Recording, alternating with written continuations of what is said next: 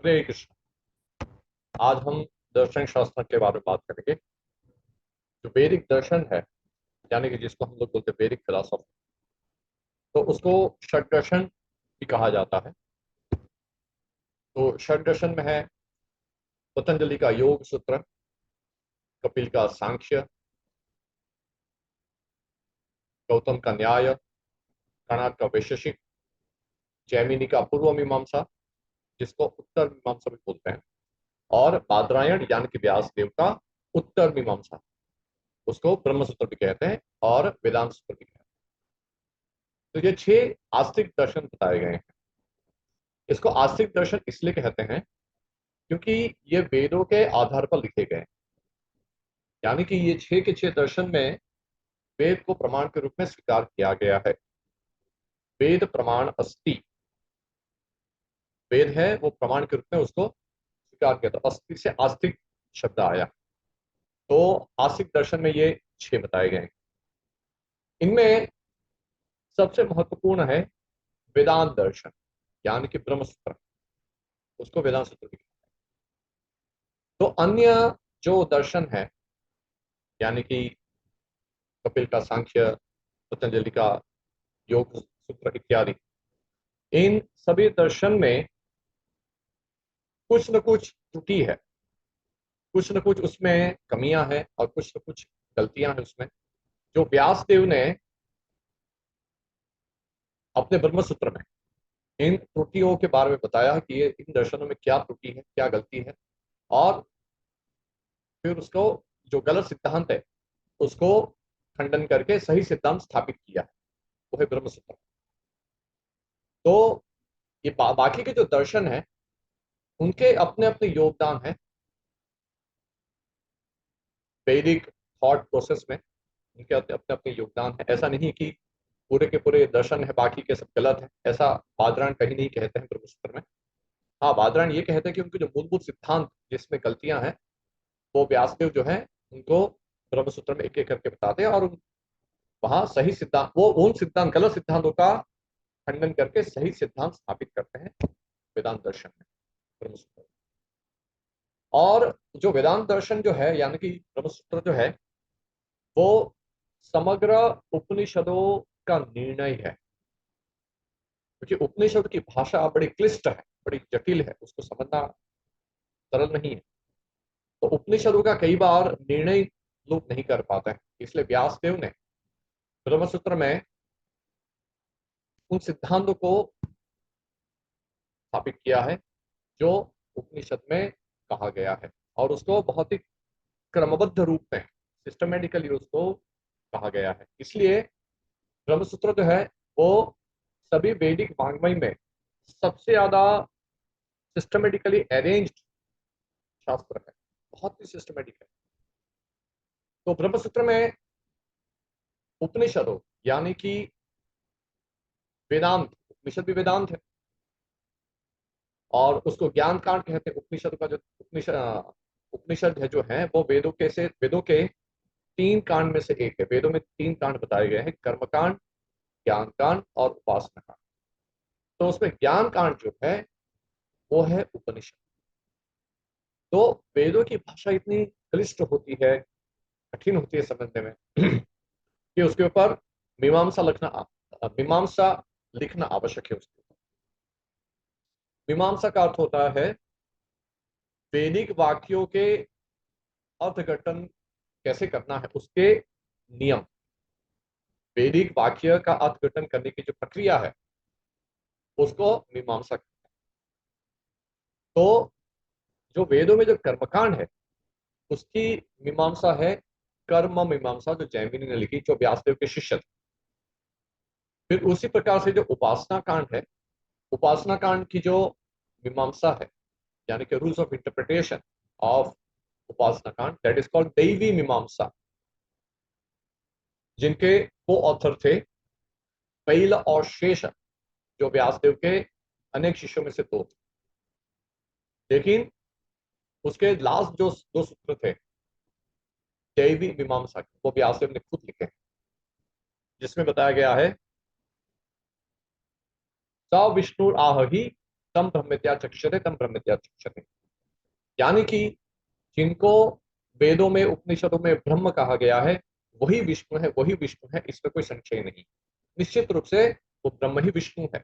यानी कि विष्णु की ही विष्णु का ही नाम दिया गया है ब्रह्म। सा विष्णु आह ही तम ब्रह्मत्या चक्षते तम ब्रह्मत्या चक्षते। ये लास्ट दो सूत्र जो है दैवी मीमांसा के, वो व्यासदेव ने खुद लिखे हैं। तो ये हो गया दो मीमांसा, यानी कि कर्म मीमांसा और दैवी मीमांसा, दो मीमांसा हो गया, दो कांड का, कर्म कांड का और उपासना कांड का। और तीसरा जो कांड है यानी कि ज्ञान कांड, यानी कि जो उपनिषद है, उसकी मीमांसा व्यासदेव ने की, जो जिसको ब्रह्म मीमांसा भी कहते हैं, या व्यास सूत्र भी कहते हैं, या वेदांत सूत्र कहते हैं, या ब्रह्म सूत्र कहते हैं। तो इस प्रकार से वेदांत दर्शन जो है वो सभी दर्शनों में सबसे महत्वपूर्ण है। और वेदांत दर्शन चूंकि बादरायण व्यास ने स्वयं लिखा है, इसलिए इसमें एक भी गलती नहीं, उसके सिद्धांत में एक भी त्रुटि नहीं, क्योंकि नारायण स्वयं ही व्यासदेव बन के आए और उन्होंने समग्र उपनिषदों का निचोड़ हमें बता दिया। तो उपनिषद मुख्य 10 उपनिषद बताए गए हैं। वैसे उपनिषदों की संख्या तो सैकड़ों में थी, लेकिन जो 10 मुख्य उपनिषद जो बताए गए हैं, जो वेदांत की दृष्टि से सबसे महत्वपूर्ण है, वो है ईश, केन, प्रश्न, कठ, मुंडक, मांडुक्य, ऐतर्य, तैत्तिरीय, छांदोग्य और बृहद आरण्यक। ये 10 उपनिषद मुख्य बताए गए। तो हम कई बार ये उपनिषद पढ़ते हैं तो हम इसका निर्णय नहीं कर पाते, इसलिए व्यासदेव ने बड़ी कृपा करके इन उपनिषदों के जो सिद्धांत है उनको बहुत ही सिस्टमेटिकली अरेंज करके हमें सूत्र के रूप में बताया, या ब्रह्म सूत्र। तो इस प्रकार से षट दर्शन में वेदांत दर्शन सबसे महत्वपूर्ण है। और वेदांत जो है, वेदांत शब्द को भी समझना पड़ेगा। हम लोग, हमने देखा है कि कई बार कुछ साधक लोग जो हैं वो वेदांत शब्द को समझ में कंफ्यूज हो जाते हैं, कई बार समझ नहीं पाते हैं। तो वेदांत को प्रस्थान त्रय भी बोलते हैं। चलिए, प्रस्थान शब्द का अर्थ है कि शास्त्र, ऐसा शास्त्र जिसकी शरण लेकर हम भगवान की तरफ अग्रसर हो सकते हैं, भगवान के मार्ग, भगवान के धाम में प्रस्थान कर सकते हैं। तो 3 प्रस्थान मुख्य बताए गए हैं: श्रुति प्रस्थान, स्मृति प्रस्थान, न्याय प्रस्थान। तो श्रुति प्रस्थान है यानी कि वेद, वेद जो है वो श्रुति प्रस्थान। फिर पुराण इतिहास जो है वो है स्मृति प्रस्थान।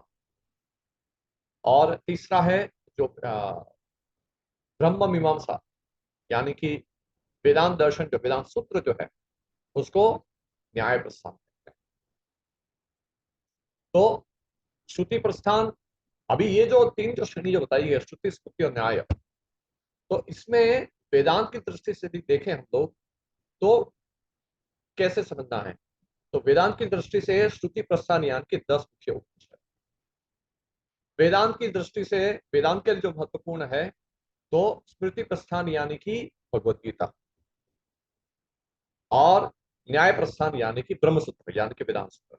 इसलिए आप देखेंगे जो ट्रेडिशनल इंडियन फिलोसॉफी जो है, विद्वानों में प्रस्थान त्रय की जब भी वो लोग बात करते हैं तो पूरा का पूरा वेद और इतिहास पुराण और ऐसे नहीं लेते, क्योंकि उसका सार हमें लेना है। उसका सार जो है, तो श्रुति यानी कि वेद का सार उपनिषदों में है, 10 मुख्य उपनिषद में। वैसे उपनिषद तो 108 बताए गए हैं, लेकिन 10 मुख्य उपनिषद वेदांत की दृष्टि से महत्वपूर्ण है। फिर सभी स्मृति शास्त्र यानी कि इतिहास और पुराण, धर्मशास्त्र इत्यादि का जो सार है वो है भगवत गीता में। तो उपनिषद को इसलिए श्रुति प्रस्थान कहते हैं, भगवत गीता को स्मृति प्रस्थान कहते हैं। और जो व्यासदेव ने बहुत ही लॉजिकली श्रुति यानी कि उपनिषदों के सिद्धांत को जो श्रेणीबद्ध जो समझाया, क्रमबद्ध जो समझाया उसको, और क्योंकि उसमें न्याय यानी कि लॉजिक का उपयोग हुआ है, तर्क का उपयोग हुआ है, युक्तियों का उपयोग हुआ है, इसलिए उसको युक्ति प्रस्थान भी कहते हैं। वेदांत सूत्र को युक्ति प्रस्थान भी कहते हैं, न्याय प्रस्थान भी कहते हैं। तो इस प्रकार से ये 3 प्रस्थान है। अभी जो वेदांत सूत्र जो है उसके ऊपर सबसे और तीनों प्रस्थान के ऊपर, ये तीन प्रस्थान जो है, श्रुति प्रस्थान, स्मृति प्रस्थान, न्याय प्रस्थान, यानी कि 10 मुख्य उपनिषद, भगवद गीता और ब्रह्मसूत्र, तो इनके ऊपर अ, आदि शंकराचार्य की के भाष्य मिलते हैं। और वो प्रस्थान त्रय के रूप में अ, प्रचलित है। उनके जो प्रस्थान त्रय के जो जो भाष्य है वो प्रचलित है। लेकिन लोगों की बहुत बड़ी गलतफहमी है, बहुत बड़ी मिसअंडरस्टैंडिंग है कि प्रस्थान त्रय के ऊपर कमेंट्री केवल शंकराचार्य की ही है और सबसे ओरिजिनल कमेंट्री वही है। यह बहुत बड़ी भ्रांत धारणा लोगों में फैली हुई है। तो ऐसा नहीं है। देखिए, 10 मुख्य उपनिषद, भगवद गीता और ब्रह्मसूत्र के ऊपर वैष्णव आचार्यों की कमेंट्री भी उपलब्ध है। रामानुज, मध्वा, निम्बार्क, विष्णु स्वामी। तो विष्णु स्वामी की जो सर्वज्ञ भाषा जो थी ब्रह्मसूत्र पर, वो आजकल मिलती नहीं है। लेकिन उन्हीं के संप्रदाय में जो वल्लभाचार्य आए, तो उनकी कमेंट्री मिलती है अणुभाष्य ब्रह्मसूत्र के ऊपर। तो इस प्रकार से इन चारों वैष्णव संप्रदायों में जो आचार्य हुए, उनकी 10 मुख्य उपनिषद, भगवद गीता और ब्रह्मसूत्र पर कमेंट्री उपलब्ध है। कम से कम आपको देखेंगे चारों संप्रदाय में हर एक आचार्य की, जो चार मुख्य जो आचार्य हुए, जो मैंने जिनके नाम भी आपको बताए, उन्होंने कम से कम ब्रह्मसूत्र पर तो कमेंट्री लिखी ही। नॉट ओनली दैट, रामानुजाचार्य की और मध्वाचार्य की तो आप देखें तो भगवद गीता पर कमेंट्री है रामानुजाचार्य की। रामानुज भाष्य प्रचलित है गीता के ऊपर। फिर वेदांत सूत्र पर रामानुजाचार्य ने 3 कमेंट्री लिखी, वेदांत सार, वेदांत दीप और शिव भाष्यम। और मध्वाचार्य ने भगवद गीता के ऊपर 2 कमेंट्री लिखी है, गीता भाष्यम, गीता तात्पर्य निर्णय। और उनके 10 मुख्य उपनिषद पर कमेंट्री भी मिलती है मध्वाचार्य की। और उनकी ब्रह्मसूत्र के ऊपर 4 कमेंट्री मिलती है मध्वाचार्य की।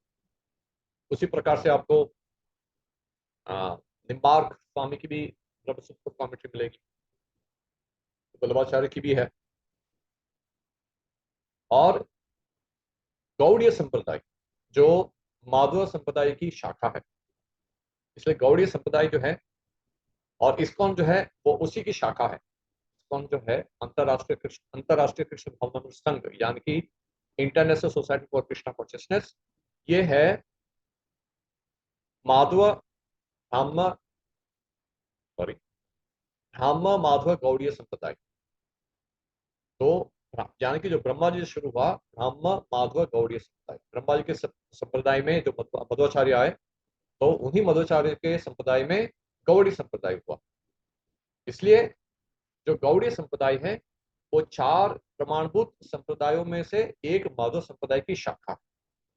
और इस्कॉन उसी संप्रदाय की शाखा है।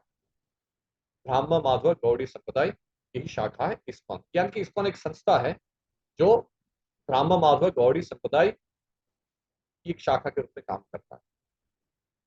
उन्हीं की वही संप्रदाय की शिक्षाओं को प्रचार करता है। तो गौड़ीय संप्रदाय में आचार्य हो गए जीव गोस्वामी, अनेक आचार्य हुए।